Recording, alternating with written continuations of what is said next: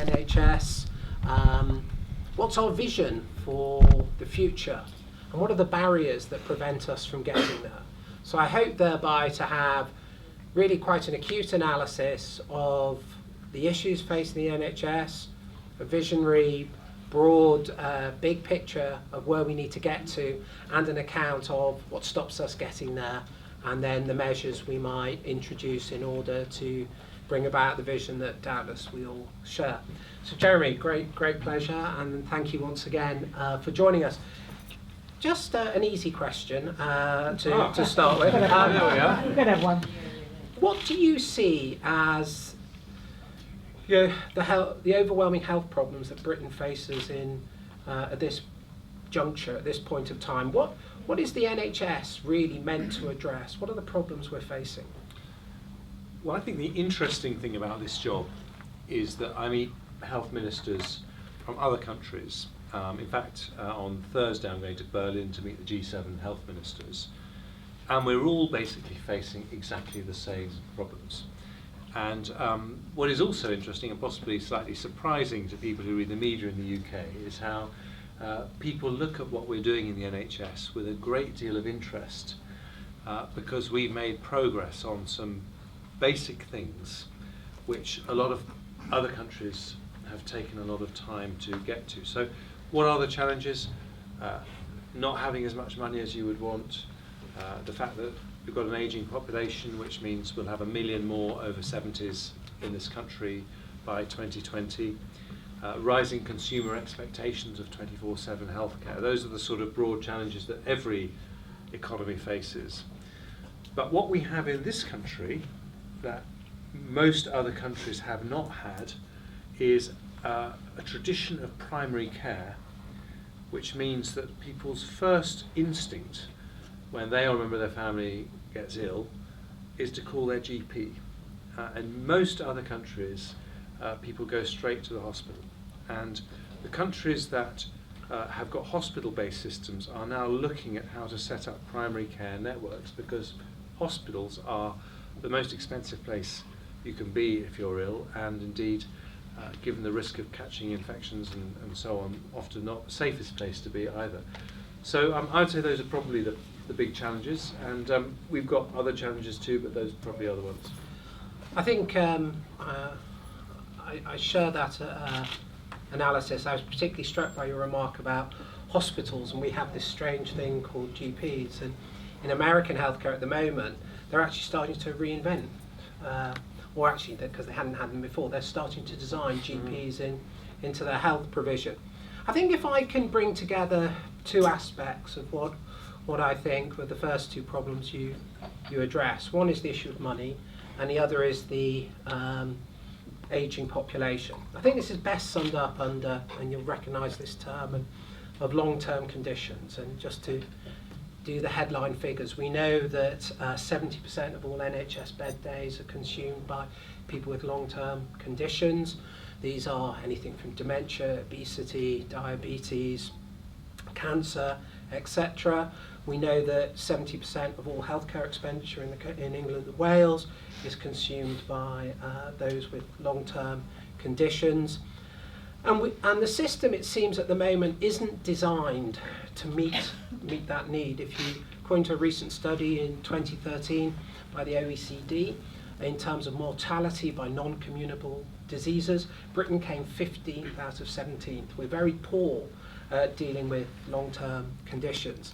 And so what I think is perhaps the most consequent challenge for the health service is exactly this. And I'm just wondering, if you take, for example, if you break down the number of bed days by age taken up by the NHS, under 40s in 2013 had 1 million bed days in NHS hospitals. Those over 85 had 7 million bed days in NHS hospitals.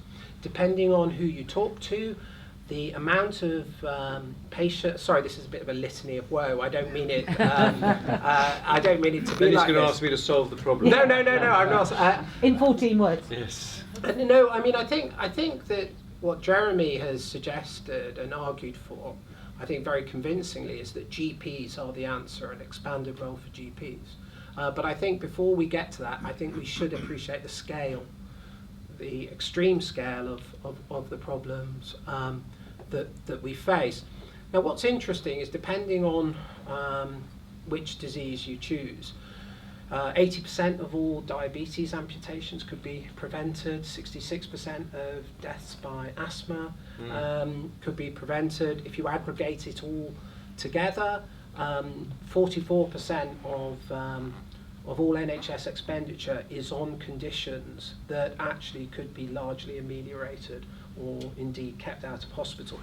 So if those two kind of events have coincided together, long-term conditions and the enormous amount of money that they cost and consume, and roughly speaking, it's set to nearly double by 2030, those suffering from these conditions. Can you just talk through what you think of in terms of the system design that could be equal to that issue, and how we might tackle it?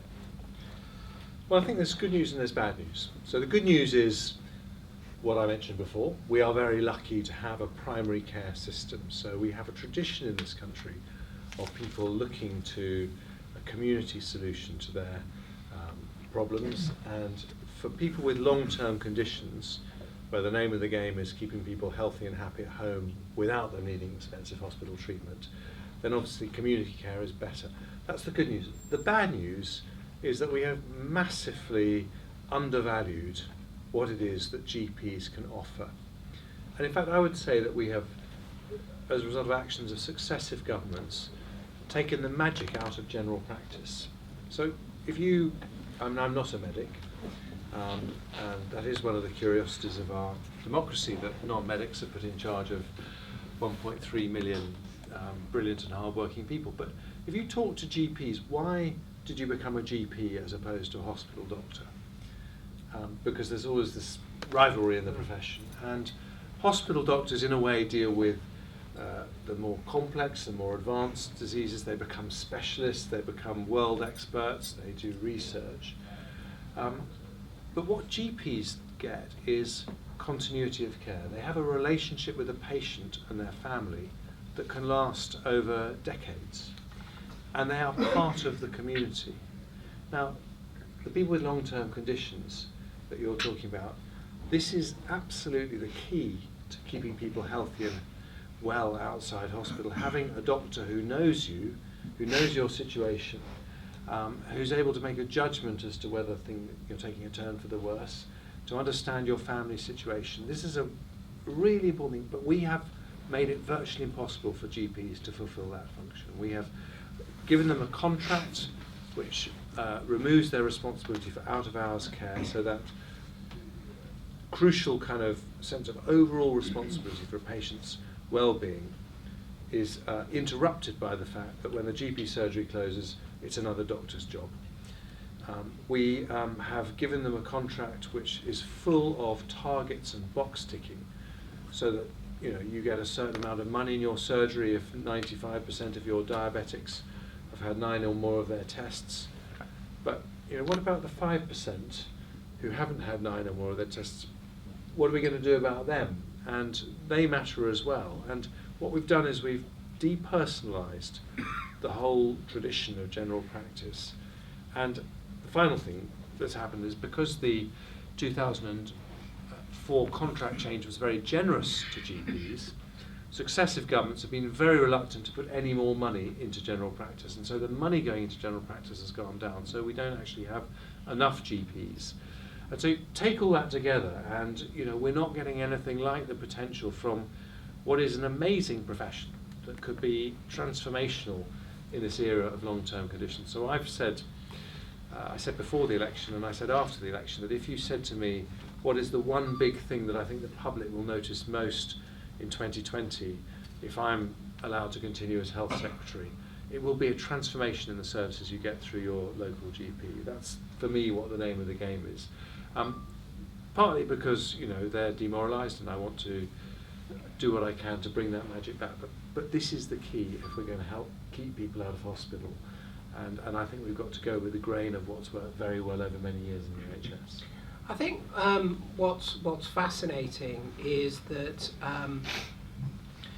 your attempt to kind of, how can I put it, renew GPs is actually, I think, has been largely misinterpreted. But if you look at kind of people who paint a picture of what the health service ought to be, so if we now recognise that we constructed the health service on essentially acute care, but what most cripples us is chronic.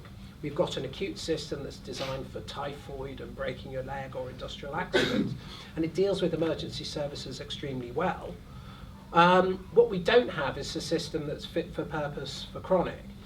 And in everything I've read and indeed argued for, everybody talks about the need to push services out into the community, to radically enhance GPs, to create GP surgeries that have early diagnostics, that have welfare advice, that have mental health workers, that are spaces where people, especially those with conditions like diabetes, can actually gather and create peer-to-peer type organisations. Now, is that your vision for GPs, that they essentially become the enhanced community hubs that can deliver the early intervention that prevents us from getting to hospitals? Yes, that is absolutely the vision. If that's the vision, and who could disagree with it, I just want to go through some figures from NHS England that I think you will probably recognise. Roughly speaking, we spend about £2,000 per head of population on health. £200 of that goes on primary care, GP practice, dentistry, ophthalmology. 500 goes on mental health, community care. 1,000 goes on the acute sector, and 300 goes on specialised services like cardiac surgery for children.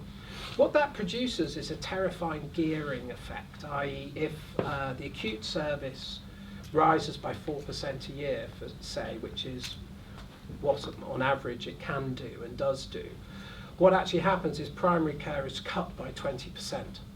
And actually, if you go back over the last 10 years, that indeed what has happened. So if we're going to create this world in which GPs essentially have a much more crucial role, how are we going to what's the right word, decommission the parts of the acute sector, move money out? I don't know the language, but you appreciate the problem. What's your sense of how one might tackle that? Well, I think that is the central thing that we're trying to tackle in the NHS England 5-year forward view, Yeah. which is essentially a vision for moving the model of healthcare from a model of cure to a model of prevention, in which vastly enhanced community services are an absolutely essential part. But I wouldn't see it as a massive decommissioning of care from the acute sector. But I think the model of care delivered will be different. So if we get this right, with those million more over 70s, I think we're going to continue to see significant growth in the elective care. Sorry, I mustn't use NHS lingo too much, but in the sort of planned care, so new hips, new knees, new ankles, all that kind of care, I think that's going to continue to increase going forward.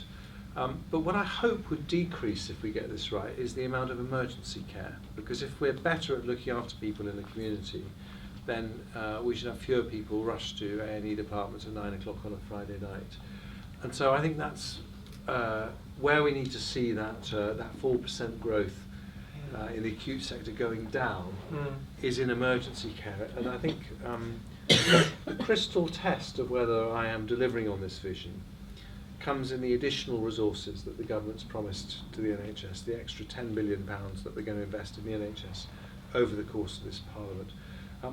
We need to make sure that a significant chunk of this goes into building up community services in line with the vision you've set, and doesn't just get sucked into ever-increasing pressures in the hospital sector.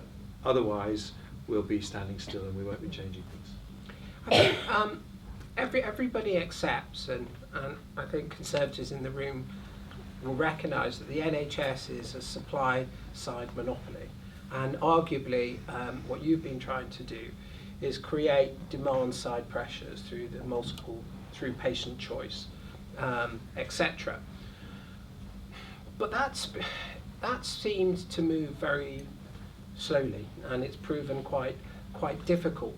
What forces can you bring to bear that will actually allow the resource and the vision needed to be realised at both the patient and the GP level? So I'm conscious of the work done by your colleagues like George Freeman, who talks about the demand deficit, that 90% plus of GPs have gone digital, but only 10 to 11% of patients have. That we lack, in a way, the killer app that can help drive patient empowerment and patient choice. And I'm just wondering, what are your measures or structural incentives that you can do, be it patient-centred, be it supply-side centred, that can actually, because people have been trying to do this with the acute sector for a long time. I mean, if you talk about integration, it's been going back 20, even 30 years, arguably, and we haven't pulled it off. So what are the mechanisms that you would like to deploy that can actually get the structural shift and the structural change? Well, I think the first thing is that it sometimes is a trap to say that the only way to solve these problems is through structural change. I mean, I think what you're talking about is how we improve the quality of care and how we create the pressures that make sure the quality of care is always improving. And I think choice does have a very important role. This was an insight that I think was particularly championed on the Conservative side by Ken Clarke when he set up the internal market, and on the Labour side by Alan Milburn when he brought in more private sector providers. I think that works pretty well if you're talking about what we call elective care. So, someone who has a discrete operation that they need done, a once-off, where they're going to go into hospital, have an operation, hopefully it goes well, and then they're going to go home. But for urgent and emergency care, the reality is that the ambulance is going to come and it's going to take you to the hospital that they decide to take you to, not the hospital that you choose to go to. And so there, the concept of choice is less meaningful. And that's where I think we can learn from what happens in the education sector, because in the state education sector, we've recognised since 1991 that simply allowing parents to choose their school isn't going to be enough. Some of the good schools get full, and some people will live in a small village where there is actually only one infant school or one primary school that they could actually send their child to. So you have to create a proxy for consumer power. In the case of education, it's Ofsted. Ofsted comes in and they rate a school as outstanding, good, requires improvement, or inadequate. So the remote rural school has a very strong incentive to improve performance, because the head's reputation depends on that school getting a good or outstanding score from Ofsted. So you create a proxy. And that's basically what I've done in healthcare. I've copied that model with a new chief inspector of hospitals who's now been around 70% of hospitals in the country, and he's rating them for quality, and it's had I think a pretty electric effect in terms of getting people to focus on quality and raise their standards, make sure they have proper staffing in their wards and so on. It's also created, it has to be said, a big pressure in the system at a time when there's already other pressures in the system as well. But my central argument about the NHS is that it was set up because as a country we believe in equity. We want to be in a country where it doesn't matter if you're rich or poor, you're still going to have access to great health care. But that equity isn't just about not having to wait too long for your operation. It's also about the quality of care you get when you have that operation, when you go into an A&E department, when you go to a GP surgery. And that's why I think it's really important that we have transparency and openness about where the quality is good and where it isn't. And this is perhaps, you talked about misunderstanding. This is, I think, where perhaps sometimes my approach has been misunderstood. This is not about naming and shaming. because I'm not looking for sanctions against people who get disappointing results. It's about making sure that every NHS organisation and ultimately every NHS professional is on a ladder of improvement. And the important lesson from the Ofsted analogy is that when your school gets, for example, a good score, they also tell you in the Ofsted report what you would need to do to get an outstanding one next time. If you get requires improvement, it tells you what you need to change to get a good. And that's what the CQC does with the new inspection regime. So we're putting everyone on a ladder of improvement, of constant self-questioning, but with the mission to deliver the best care in the world. And I think that at its heart is delivering the promise of equity that was made when we set up the NHS. But I think we perhaps neglected that element of it to date. I think that's a very powerful analogy, and I think it's clearly worked in schools. If you're a patient, though, it's quite difficult to access the quality of doctors or the quality of wards as opposed to the quality of schools. Now, that might be my own, and no doubt others' inability to go to the right website and stuff. What are your thoughts on essentially presenting that to consumers so they can actually make an informed choice and, if necessary, go elsewhere? Because at the moment it's still doctor dependent, doctor referral, and even though you have the at least formal ability to exercise choice, that burns time, it burns capacity, it needs other visits. I just wondered what one could do to improve that. So I put all this information in a website that was launched on my birthday last year, called My NHS, and in it you can see more information about NHS care than is provided by any other healthcare system anywhere in the world. But the only point I would make is that this isn't just about providing information to people who use the NHS. It's also about the mentality of the people working in the NHS. So you might not actually know if your local GP surgery was rated outstanding, good, requires improvement, or inadequate. But the GPs working there sure as hell will. And what I hope it will do is encourage people to learn from their peers. And under this new regime, so far only 2 hospitals in the country have been given an outstanding rating. One of them is Frimley Park in Surrey, and the other is Salford Royal, just down the road from here. And one of my local hospitals is the Royal Surrey, based in Guildford. And I went to see them a few months ago, and the chief executive said to me, "Jeremy, I just want to show you one of our wards."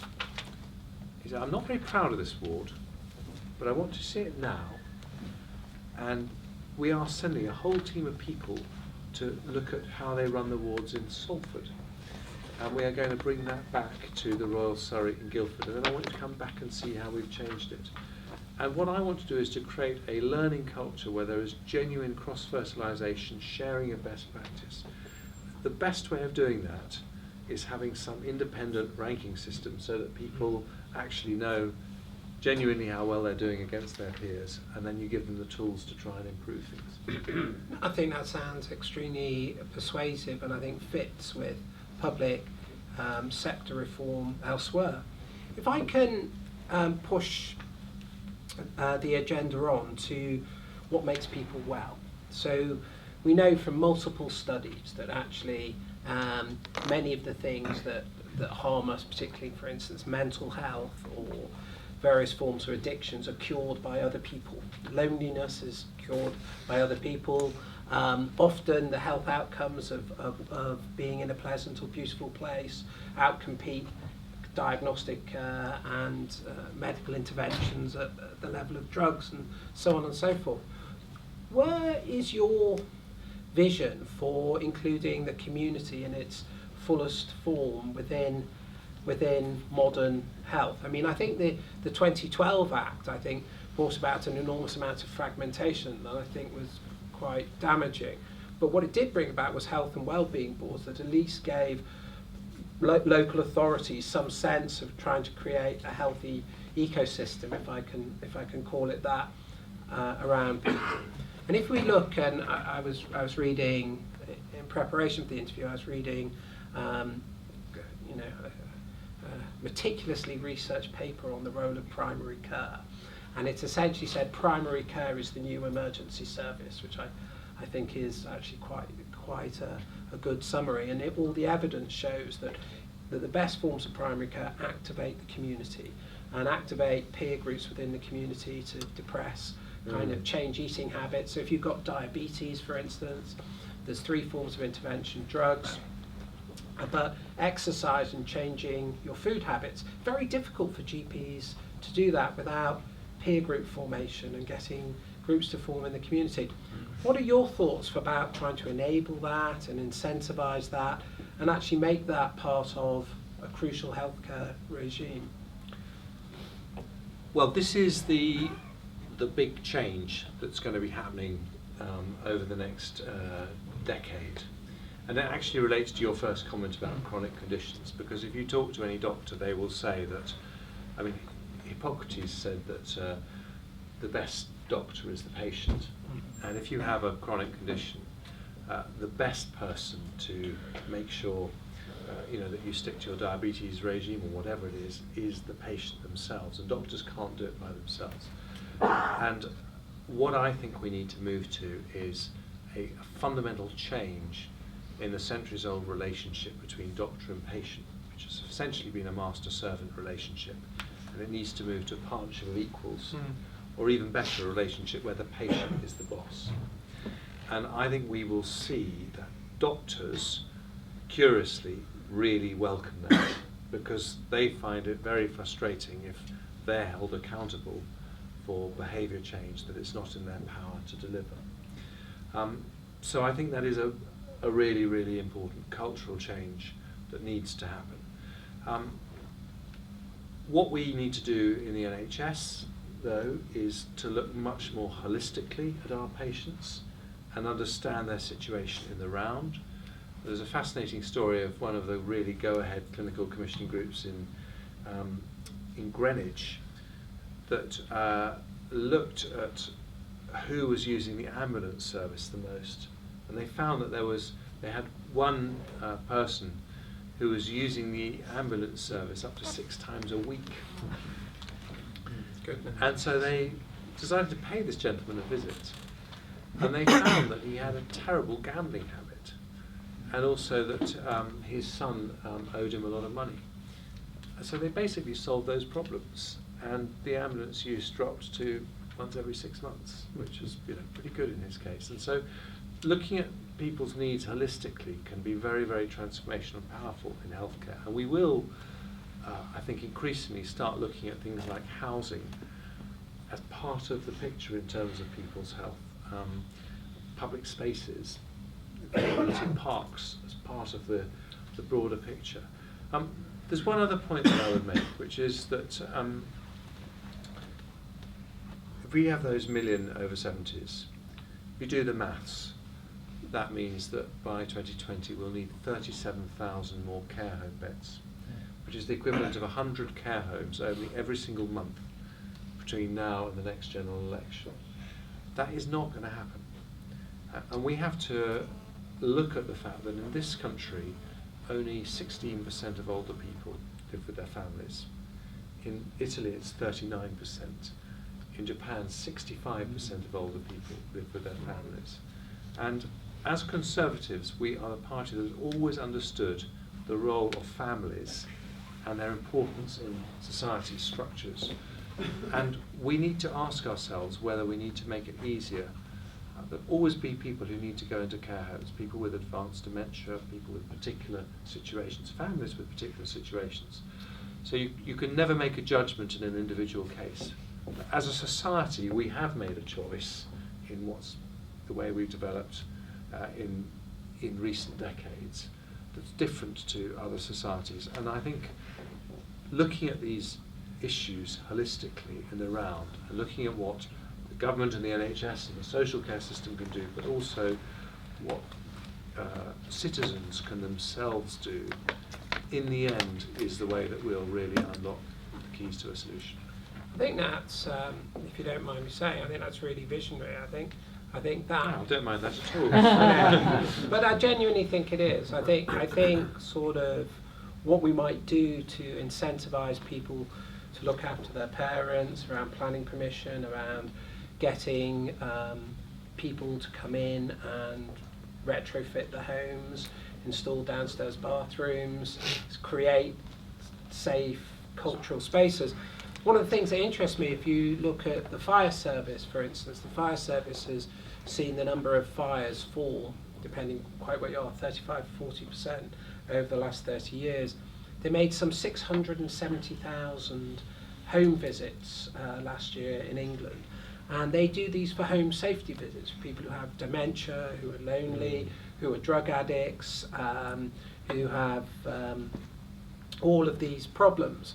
And in Scotland, what they found for the first time, there's been a breach in this trend. People with dementia, because they're cognitively impaired, we've seen a rise in fires that's essentially caused by people with dementia who don't know how to turn things on and off. So I just want to press you a bit more on, if I may, on peer group formation. What can we do to incentivise that? Because we know that in lifestyle changes, it's almost impossible to do it by yourself. So what can we think about the type of incentives that might be given to enable peer group formation to form around medical problems, particularly obesity and diabetes, strike one as really important. One of the ideas we had at ResPublica is there's really good evidence that actually that you can incentivise people grouping by giving them free visits to council leisure centres, and there must be some way of factoring in the savings to make that cost effective. The same way with kind of these sort of home visits, the integration of blue light services. So can you just kind of talk a little bit more about what we could do to actually genuinely make the community part of decisive health-based actors? I think what you talked about the family is fascinating, and we could really incentivise, I could immediately think of a package of measures. But around the community, any further thoughts? Let me give you three. Yeah. Okay, so the first thing is on childhood obesity. We really urgently need to encourage and make it easier for children to walk or cycle to school. And I know it sounds very practical, but you just look at the stark statistics. 10% of children enter primary school clinically obese. 20% of children leave primary school clinically obese. So in the 4 years of primary school, 10% of our children are becoming clinically obese. And that is, very, very bad for them, and of course make it much harder for them to change that at a later stage in their life. So I think the whole question about public space is really, really important in this respect. Let me give you another couple of examples where, funny enough, technology makes a big difference. So when I was in the US a couple of weeks ago, I saw an app to help people reduce the risk of diabetes by controlling their weight. These are for people who are in the sort of pre-diabetes stage, where they're at high risk of getting diabetes, and basically they need to lose weight. And that is a notoriously difficult thing to do, but the company I met had developed an app, and what it does is it links you with a group of other people of the same socio-demographic group, broadly speaking, the same background, the same age. So they're kind of the people you're more likely to get on with. And then you form a group and you have a tutor that you can talk to any time. And they have had dramatic impact in actually getting people to successfully participate in behaviour change programs. And the final app, which I think is a really interesting one, this is an app which you can load on your phone, and you don't have to open it, but it will monitor, not record, but it'll monitor the call patterns you make, the emails you send, the texts you send, and it will alert you or someone else if you're at risk of suicide. So a lot of people who are potentially, and they've actually shown that it is more accurate than a diagnosis by a psychiatrist as to someone's suicide risk, because generally speaking, there are things that you express in the way you communicate with other people that can indicate things aren't normal and things aren't quite right. So I think there's a whole range of things like that where there are opportunities, but it is actually about strengthening communities, and it's also about recognising that I'm a free market conservative, and I believe that free market economies and capitalism are the most effective wealth creation machine that mankind has ever had in terms of all the things we want to do, reducing poverty, whatever it is. So I support that. But we do also have to recognise that with that package, there is a risk of societal atomisation. London has now become, for the first time, a city where the majority of households are single-person households. So the majority of houses in London have just one person living in them. That, I think, happened a couple of years ago. Quite a big change, and there are other cities around the world where that's already happened or is in the process of happening. And people work longer hours, it's more competitive. We learned from the 1980s that we needed to make that choice to have a competitive economy, because if you don't have a competitive economy, everything else goes wrong. But then we have to understand what we need to do in terms of strengthening social bonds that sometimes can get neglected in that context. And that, I think, is why we are seeing much more concern about the growth of mental health conditions. It's why, as we recognise the need to make our schools more competitive and be more successful at reducing illiteracy, that we also need to think about the pressure that creates on children and making sure that we have proper mental health support. So I think this is all part of a package of actually looking with quite clear eyes at the society that we're becoming and what we can do to make sure that it remains a society with those strong societal bonds.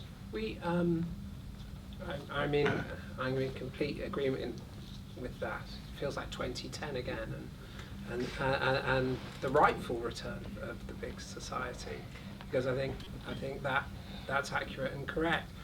If I can go to, we at ResPublica have been arguing for city-based devolution. We wrote the original Devo Max report, and I called for devolution of health to Manchester, largely because my experience, particularly growing up in the north, and seeing the consequence of state failure, which is all around.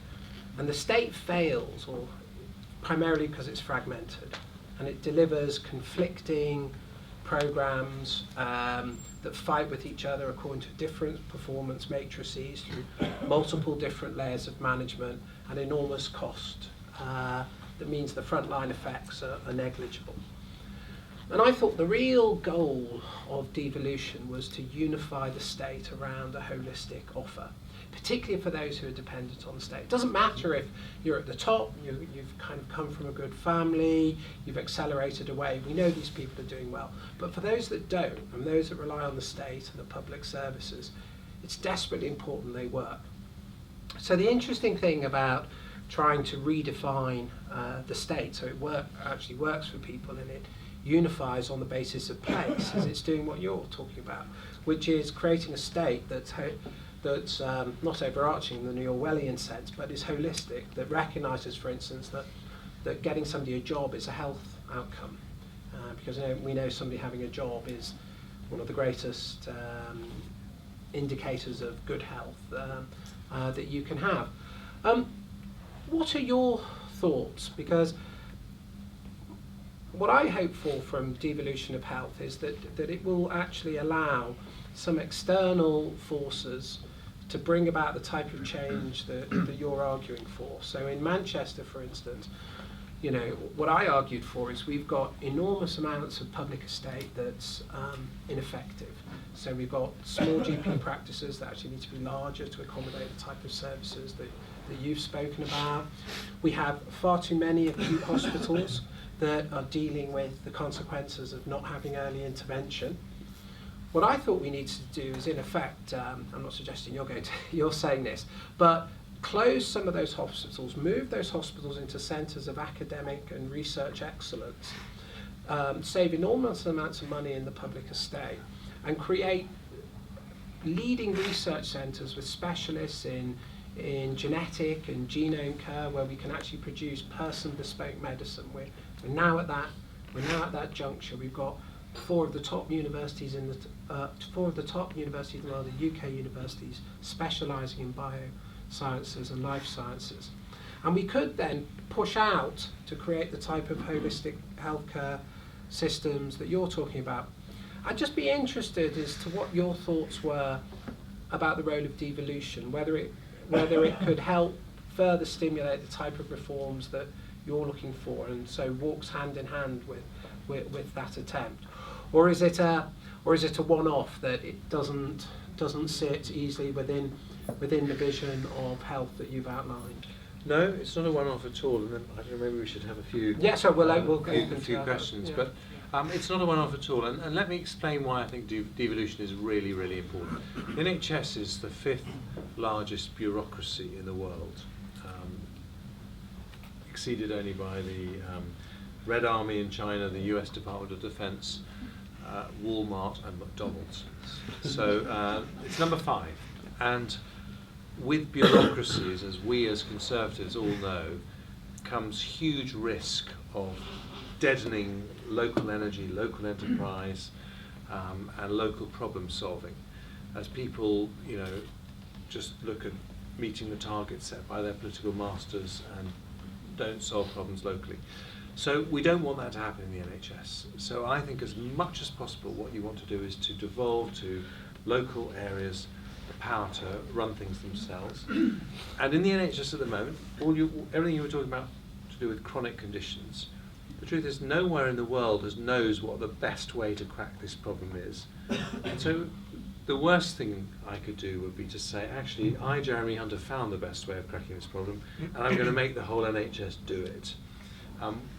There may be some places where we have a local authority-led solution, like Greater Manchester, other places where it's led by a hospital, other places where it's led by groups of GP surgeries, and I don't want to determine which of those routes we go. But what I do want to do, and this is my condition, if you like, for devolution, is I do want to have measures of the quality of care in all of those areas, so that we actually know, does mental health care get better in Greater Manchester following Devo Mank? Does cancer care get better in Suffolk following a GP model? Does access to GPs improve in Sheffield if they have a particular model of care there? And I think once you have got proper objective measures of quality in place, and I'm planning to release those for the whole health economy for all 209 CCG areas in March of next year, an objective annual measure of the quality of cancer, dementia, diabetes, emergency care, maternity care, across a whole range of indicators, then I think you'd be really relaxed about letting people try different models. We'll be very open as well that if things turn out badly, we'll reserve the right to step in, because obviously I have that responsibility with taxpayers' money. But I think that's a new model which allows us to be a lot less dirigiste and a lot less heavy-handed, and hopefully would mean that we can have some pretty interesting things happening here as well. Dare I say, innovation in the state. Marvellous. Well, let's open it up to questions. We've got a host already. Let's take next to you, Elliot. If you just identify yourself, I'll take a block of 3, and then we'll put it to Jeremy. It's Alex Fox from Shared Lives Plus. So you talked quite a lot about a much more community-involved health system, and then a little bit about the role of social care in that. I'd also like to hear more about the role of the voluntary and community and social enterprise sector in achieving that more collaborative model, and what your vision is for the VCSE sector's role in health and care in the future. Thanks very much, Alex. Ali Drabu, Member of Youth Parliament for Manchester. Jeremy, I understand that you are very proud of the NHS, and I'm sure many people in this room will be proud of the NHS having a health system that is free at the point of use. My question to you is, as Health Secretary, do you believe that in the next 5-10 years that we as the UK will be able to sustain financially a healthcare system that is free of the point of use? Because personally, I'm not saying that I'm not advocating that we lead to privatisation or have an insurance-based system, but I believe that it is important that, for example, people visit the GPs, they make small contributions, £5, £10, because at the end of the day, you mentioned the ageing population, the issues with, cancer and obesity rising, that it may not financially be completely viable to keep on funding this nationwide health system. Thank you very much. Excellent question. One more question, please. Seeking gender balance in the question, but so far it's only males. Not that I know, of course. Yes. Oh, thank you very much. Yes, definitely female. Thank you. Elizabeth Wade from Pharmacy Voice. We represent community pharmacy providers. And you started off, Jeremy, talking about how lucky we are to have the primary care infrastructure that we do in this country. I absolutely agree with that, but you then defaulted to talking almost entirely about general practice and doctors. And a terrible mistake. The fact that we're not getting enough out of that amazing profession, I also agree with, but there are other parts of the system that we're not getting enough out of either, and are really keen and there and ready and willing to do a lot more, but we constantly revert back to GPs and hospitals. I'm just wondering if part of the problem with the pressures on those parts of the system is that we're not doing enough to make the most of the other resources that are already there in the community, whether that's community pharmacy or voluntary community services. Thank you very much. Jeremy. What a terrible omission not to mention pharmacies, but I do think they're a very important part of the vision, and as you know, one of the important changes we've made is to make it possible, with a patient's consent, for pharmacies to access people's GP medical record. And I think we can actually end up with an even more ambitious role for pharmacies. When we simplify, and I think it really does need simplifying, the urgent and emergency care offer from the NHS, I think we'll be able to have a much more fundamental role for pharmacists. At the moment, if your child gets a fever on a Saturday night, it's actually quite confusing to know what you should do. You might have an urgent care centre near you, there could be an A&E department that you could visit, there could be a GP surgery that is open, or you could use the GP out of hours service, or you could call 111. And I think we need to actually have a much simpler offer where people know what they should do, possibly by using 111 to guide them as to what the next course of action is. And in many cases, that will be to go to the local pharmacy and get some medicine and some advice from a pharmacist. So I think there's a very big role for that. And Alex's point, I mean, Shared Lives, as you know, I've had the privilege of visiting the work done by Shared Lives. It's absolutely fantastic. It's totally inspirational, what happens, and very moving.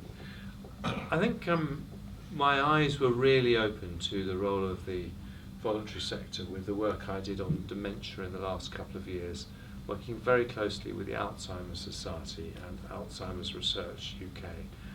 And I realised that the voluntary sector can achieve things that we in government just can't do. So in the space of a year, we got over 1 million dementia friends. And we got it because we wanted to do it as a government, but if I'd gone out and said we need 1 million dementia friends, we'd probably only have 1,000. But actually we backed the Alzheimer's Society. They went out and they recruited all those dementia friends, and it's been transformational. So I think there are all sorts of ways that the voluntary community sector can help, and I do think it's got to be a shared model. And then Ali's question about financial sustainability, it's going to be very challenging. We have to look continually for efficiency savings. But happily, the savings that we need to make are the savings that also involve giving better care for patients. So if we adopt the model that Phillip was talking about in terms of giving better care to people with chronic long-term conditions, that keeps them out of hospital and that reduces costs on the NHS. So I don't think it's a choice between quality care and money. I think actually we can do both. We've got to be ambitious and we've got to reform. I'm not a fan of GP charging. They tried to introduce it in Germany and then they rode back on it. with an ageing population, we actually need to make it easier for people to see their GP, and so they don't then need to go to hospital. And I think you can have an unintended consequence there. Thank you very much. We'll take another 3 questions. There's a lady back there, Elliot. Is your MP here? Just identify yourself. Thank you. I'm Sophie Whittingham. I'm a student at the University of York. My mother works just down the road at the Manchester Royal Infirmary, and she's a director of one of the departments there, and was wondering if there are any plans that the government is making to address the serious shortfall of trained nurses. Thank you very much. We have another question, the lady here. Jeremy, I feel to win in 2020, it's not just the patients' votes that we need to win, but also the thousands of healthcare professionals in the country. How do we tackle that challenge? Because at the moment, they appear to be leaning to the left. Thank you very much. Gentleman at the front, and then here. Just take 4. Similar line, right? Go on, sir. Yeah, I'm a doctor in the health service, and my daughter's a doctor as well, and she and some of her friends are not wanting to work for the health service. There are huge vacancies, as you know. How are we going to tackle this problem? As you know, the GMC have had a huge surge of young doctors applying for certificates of good standing so they can go and work in Australia and New Zealand. What sort of doctor is she, your daughter? She's an F2. Right. And so how are you going to address that problem of getting the doctors back on side? Thank you very much. Jeremy. Well, let me start with that question. There is a huge amount of pressure at the moment, and doctors are really feeling that, and I think we have to face up to the problems that we come across and not run away from them. So at the moment, I think that if we're going to deliver the safest hospitals in the world, which is what I'm very committed to doing, we have to deal with the weekend effect, and I've found it difficult to communicate across some very irresponsible scaremongering by the BMA, for example, suggesting that we're trying to cut doctors' pay, which we're not. But in the end, what will inspire people to work in the NHS is if they think there is a clear vision for us to deliver the best healthcare delivered in any country, anywhere, and that we have the determination and the guts to get there. And that means facing up to some difficult reforms, not always running away from them. But it means doctors understanding that what I'm trying to do is the same thing as what they want. I want to restore that relationship between doctor and patient, the professionalism inherent in that relationship, a relationship that I think has been undermined over very many years. But it will be a bumpy road, and I think that that's the same with all public service reform. We're a democracy, but I would simply say that I think that if you look at hospitals in Australia, they face very many of the problems that we face. They do have a little bit of compensating sunshine that we don't have, but they don't have a system that is fair in the way our system is in giving equal access to everyone. There is much more charging in the Australian system. So I don't think there's any nirvana anywhere, but I want the NHS to be the best, and I want the doctors to help me make it that way. And that sort of answers your question, how we get the professionals to vote for us, because they are incredibly important. We do have to value what they're saying. And actually Sophie's question about the shortfall of nurses, I think we've got a particular problem now, which is 5 years ago, all the hospitals said they wanted to employ fewer nurses, and then we had the Francis report into mid-staffs, which basically made us all understand the dangers of short-staffing wards. And so there was a sudden surge in demand for nurses. We've got about 10,000 more hospital nurses over the last 2 years. That's created real pressures. We need to put that right now and make sure that we have a proper supply of homegrown nurses, and that's something I want to do. Right, what I'm going to do is just take a couple more questions, and then we're going to end. First of all, I'll have the gentleman here. I'm Mark Dismark. I'm from Infield. I'm a GP. I have been a GP nearly 29 years. And I'm also a dermatologist. I work as a hospital specialist. And I'm also a tutor for 2 medical schools. I tutored medical students who are in the final year. What is required at the moment, as we feel it, that we are quite happy to do these hours and to see patients, prevent them going to hospital. That's what I do most of my time. And also I see patients from other practices. What we need is more training for the junior doctors in specialties like I have done. And also we need, the consultation times have gone up enormously now. You can't see a patient 8 minutes or 10 minutes or 12 minutes. Somebody takes half an hour. Because I treat a patient holistically, and we need to see before the patient leaves that all those things are attended to and those things are taken seriously. So we need to invest on time, on manpower and infrastructure. And the other thing that I find is that I come from Enfield, where we have for the last 25 years, the funding has been quite very poor, and it has not been balanced as compared to other periods. We have always had deficits for the last 25 years. Can you make it a question, sir? So we need to... What are you going to do about the deficits? Yes. Well, this is where there has to be some common playing field where we have to take this into. Thank you, sir. And then, Elliot, you choose. Last question. I've got one penultimate question, but Quite close. yeah, go on. Thank you. Thanks. I'm Adrian Thornhill. I have no medical training at all, but I do have 3 children, and I'm very aware of how much access they have to processed food and sugar, far more than my generation had when we were their age. I'd like to ask the Health Secretary what he's doing to advertise just how damaging for their health sugar and processed food is. Fantastic question. And then I'll take Chair's privilege and ask the last one. And it's really the funding question that everybody silently, in all of the conversations I've had, asked me.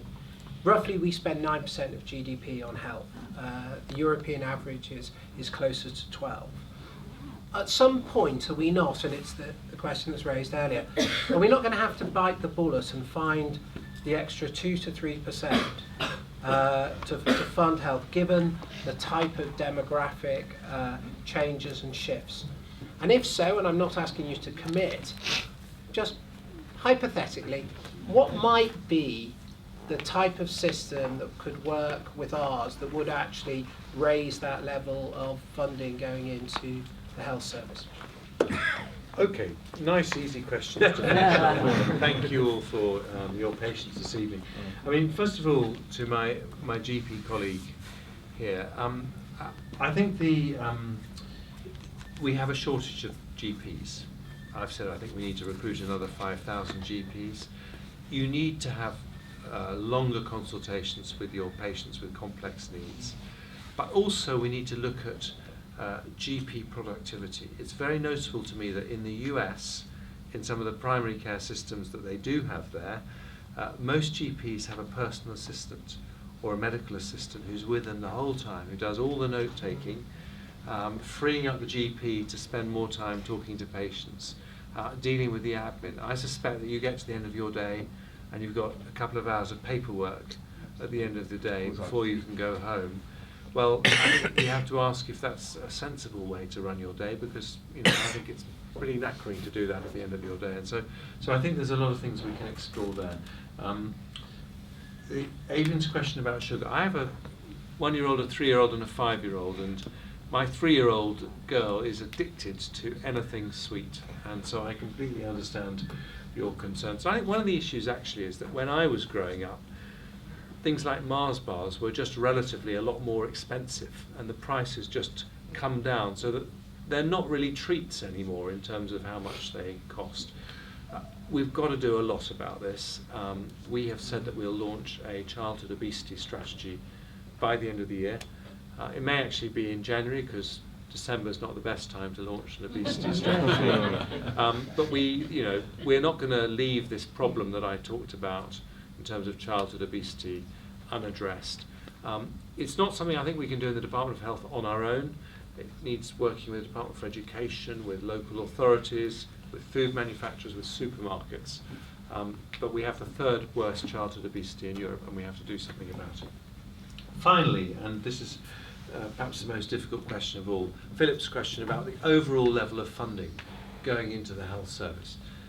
I don't believe that the basic funding model, a service that's free at the point of use, is under threat.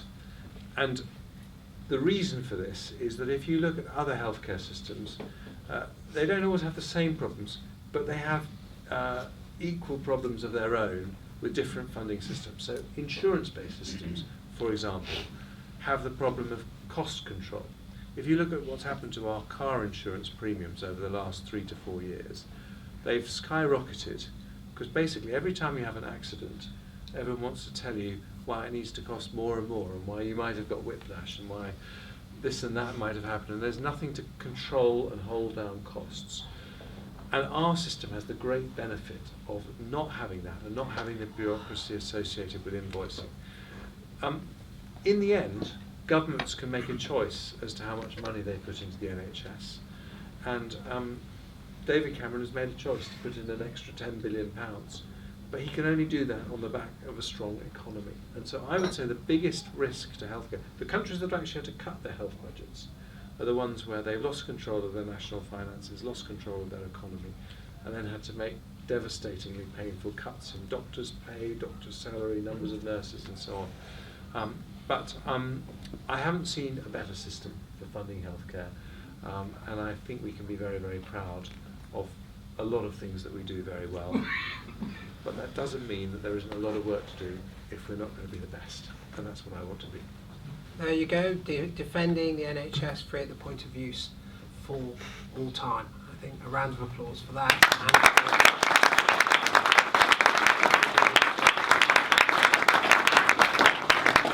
And thank you very much, everyone, and see you at the rest of ResPublica's Fringe tomorrow. Thank you.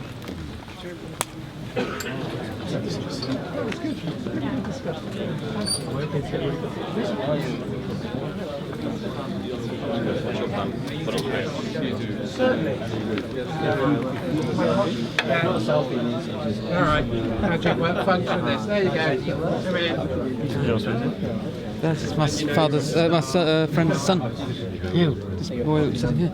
Went to school with him. How do you know? I saw him on Facebook and I know what his name is. God. I went to Moralton with an MGS.